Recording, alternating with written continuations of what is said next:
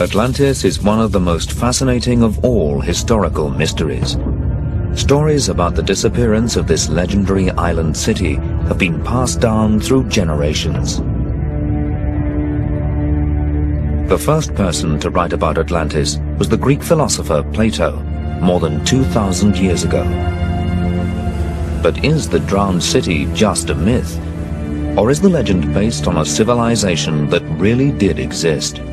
And why are so many people so keen to believe in it? His description of Atlantis is about 40,000 words long and is peppered with remarkable detail. He writes that it was a vast city laid out in concentric circles of land and water. The modern-day search for Atlantis owes its origins to one man, Ignatius Donnelly, a 19th-century politician and writer. He was intrigued by the similarities between ancient civilizations on both sides of the Atlantic. He thought that the pyramids of Central America looked remarkably similar to the pyramids of Egypt, and wondered if they could have had a common origin.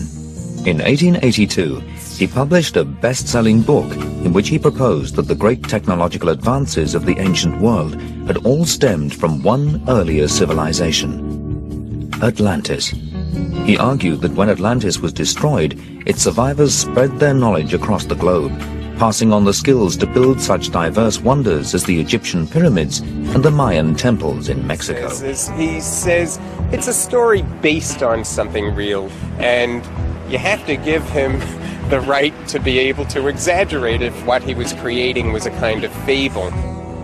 Around the world in search of Plato's lost city of Atlantis, a variety of sites on land and under the sea have been explored. On Malta, there once lived a forgotten civilization of temple builders. Their phenomenal feats of engineering predate even those of ancient Egypt. In the Bahamas, mysterious structures have been uncovered. They may be natural stones, but some people link them to Atlantis. Deep under the sea off the coast of Cuba, sonar images have revealed what could be an entire island with buildings intact that sank into the ocean depths. And on the island of Santorini, there is evidence of the Minoans, a sophisticated culture living in the same region as Plato, decimated in one of the worst volcanic eruptions in history. Each of these places has fascinating parallels to Plato's description of Atlantis. But none fits the story perfectly. Based on the evidence we have, Atlantis remains a mystery, no more than a myth.